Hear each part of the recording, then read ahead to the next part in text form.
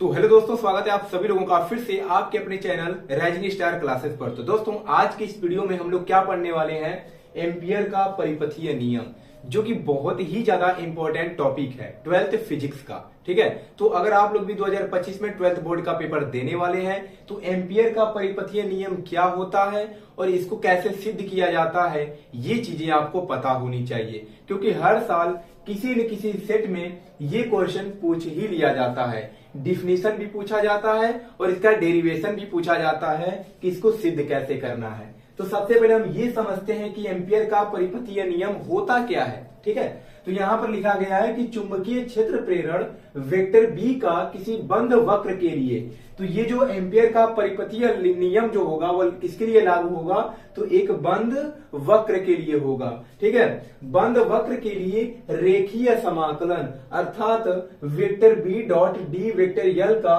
क्या करना है, रेखीय समाकलन करना है। वक्र द्वारा घेरे गए क्षेत्रफल से प्रवाहित नेट धारा आई का म्यू नॉट गुना होता है, अर्थात vector B dot D vector L का रेखीय समाकलन किसके बराबर होता है, म्यू नॉट इंटू में आई के बराबर होता है, अर्थात म्यू नॉट और धारा के गुणनफल के बराबर होता है। ठीक है, तो ये जो है इसी को क्या करना है, प्रूव करना है, यानी कि सिद्ध करना है। तो 2 से 3 नंबर का ये डिफिनीशन पूछा जाता है, लेकिन इससे भी ज्यादा इंपॉर्टेंट क्या है, इसको सिद्ध करना। तो ये भी मैं आपको बहुत ही सरल तरीके से सिखाने वाला हूं, तो वीडियो को पूरा देखिएगा। तो सबसे पहले इसका स्क्रीनशॉट लीजिए, तब हम इसको प्रूव करते हैं। तो दोस्तों, अब हम सीखते हैं कि इसको कैसे प्रूव करना है। ठीक है, यानी vector B dot D vector L का जो रेखीय समाकलन होता है वो म्यू नॉट इंटू आई के बराबर होता है। ठीक है, यानी म्यू नॉट और धारा के गुणनफल के बराबर होता है। तो ये प्रूव करने के लिए बहुत बार पेपर में आया है और प्रीवियस ईयर के हर एक पेपर में दिया गया है, चाहे आप 2023 का पेपर देखिए, 2024 का हो गया, 2022 का हो गया। आपको भी पता है कि हर साल पेपर में 7 सेट बनाए जाते हैं, तो किसी न किसी सेट में ये क्वेश्चन यानी एम्पियर का परिपथीय नियम को सिद्ध कीजिए, ये बार बार पूछा ही गया है। ठीक है, तो यहाँ पर जो मैंने बनाया हुआ है, ये आपको चित्र जो दिख रहा है उसी को मैंने यहाँ पर हिंदी में लिखा है। पहले हम समझ लेते हैं कि ये क्या है। तो सबसे पहले हमें क्या करना है, एक लंबा ऋजु रेखीय चालक तार लेना है।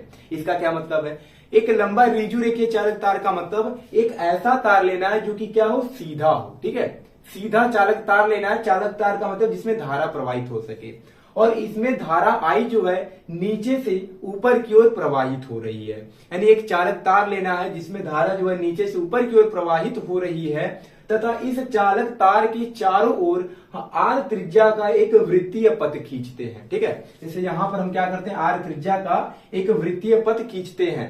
ठीक है, बस इतना ही है। त्रिज्या कितना है, तो आर त्रिज्या है। वही चीज हमने यहाँ पर लिखा हुआ है। ठीक है, कि माना एक लंबे ऋजु रेखीय चालक तार में आई यानी कि धारा आई नीचे से ऊपर की ओर प्रवाहित हो रही है। चालक तार के चारों ओर आर त्रिज्या का एक वृत्तीय पथ खींचते हैं। ठीक है, अब हम क्या करते हैं, इस वृत्तीय पथ के किसी बिंदु P पर, हमने यहाँ पर एक बिंदु P माना है, इस बिंदु P पर धारावाही चालक के कारण चुंबकीय क्षेत्र का मान निकालते हैं। ठीक है, तो क्या लिखेंगे यहाँ पर,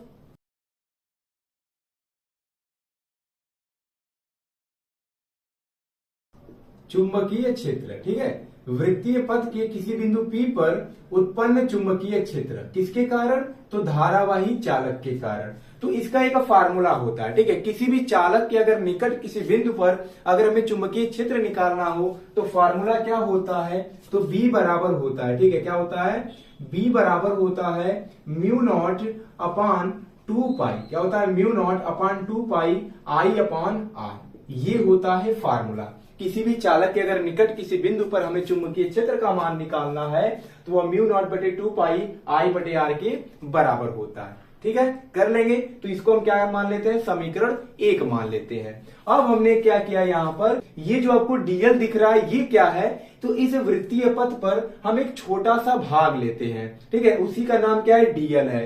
यल का मतलब लेंथ, पूरी लंबाई को हम यल से क्या करेंगे, प्रदर्शित करेंगे। लेकिन अगर किसी के साथ डी लग जाता है यानी उसका मात्रा सूक्ष्म हो जाता है। जैसे यल लंबाई है, लंबाई के साथ डी लग जाएगा मतलब सूक्ष्म मात्रा लेना है, सूक्ष्म लंबाई लेना है। अगर ए यानी कि एरिया होता है, एरिया के साथ डी लग जाएगा, यानी हमें क्या लेना है, सूक्ष्म क्षेत्रफल लेना है। तो यहाँ पे डीएल का मतलब क्या है, इस वृत्तीय पथ पे छोटा सा हमने भाग लिया है और यहां पर हमने चुंबकीय क्षेत्र का अगर दिशा देखा तो वो कहां पर है, ऊपर की तरफ है, और ये डीएल की भी दिशा कहां है, तो ऊपर की ही तरफ है। तो यहां पर हम क्या लिखेंगे कि वेक्टर बी तथा, ठीक है, वेक्टर बी तथा डी वेक्टर यल दोनों समान दिशा में है, या दोनों एक ही दिशा में है, ठीक है, एक ही दिशा में है, ठीक है, एक ही दिशा में है। तो दोनों जब कोई भी दो सदिश राशि जब एक ही दिशा में होता है तो उनके बीच कोण कितना होता है, 0 डिग्री होता है ना, ठीक है, एक ही दिशा में है। तो कभी भी दो सदिश राशि जब एक ही दिशा में होते हैं तो उनके बीच एंगल क्या होता है, 0 होता है। कैसे, तो अगर कोई पहले की दिशा इधर है और दूसरे की भी दिशा इधर ही है, ठीक है, इनके ऊपर से इधर ही होगा, तो इनके बीच कितने डिग्री का एंगल बना, 0 डिग्री का, यानी कोई एंगल ही नहीं बनेगा। कोई कोण का मतलब क्या होता है, दो सरल रेखाओं का झुकाव। तो जब यहां पर दो रेखाओं का झुकाव ही नहीं है तो कोण कहां से बनेगा, तो थीटा का मान कितना हो जाएगा, 0 डिग्री हो जाएगा, ठीक है। तो यहाँ पे जब डीएल वेक्टर और वेक्टर बी दोनों एक ही दिशा में है तो यहाँ पे थीटा जो होगा वह 0 होगा। तो यहां से लिख देंगे थीटा जो मिल गया वह 0 मिल गया, ठीक है, समझ में आ गया होगा थीटा क्यों 0 हुआ है। अब हम क्या करेंगे, चुंबकीय क्षेत्र प्रेरण अर्थात vector B dot D vector L, उसका हम क्या करेंगे, पूरे वृत्तीय पथ के लिए हम समाकलन निकालेंगे, यानी कि रेखीय समाकलन निकालेंगे। तो क्या लिखेंगे यहां पर कि चुंबकीय क्षेत्र प्रेरण वेक्टर बी का संपूर्ण वृत्तीय पथ के लिए रेखीय समाकलन। रेखीय समाकलन किसको कहा जाता है, तो vector B dot D vector L, और इस तरह अगर बना है तो इसी को क्या कहते हैं, रेखीय समाकलन कहते हैं। किसका रेखीय समाकलन, चुंबकीय क्षेत्र प्रेरण वेक्टर बी का रेखीय समाकलन, ठीक है। तो इसका हम क्या करते हैं, मान निकालते हैं। तो क्या हो जाएगा यहाँ पे, तो सबसे पहले लिखेंगे यहाँ पर कि चुंबकीय क्षेत्र प्रेरण वेक्टर बी का संपूर्ण वृत्तीय पथ के लिए रेखीय समाकलन।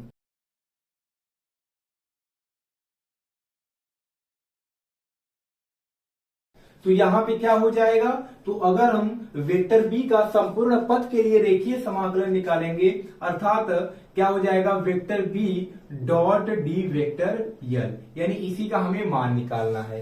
तो हमें पता है जब दो सदिश राशि के बीच डॉट होता है, जब हम डॉट को हटाते हैं तो क्या आता है, कॉस थीटा आता है, ठीक है, आपको भी पता होगा क्या आता है, कॉस थीटा आता है।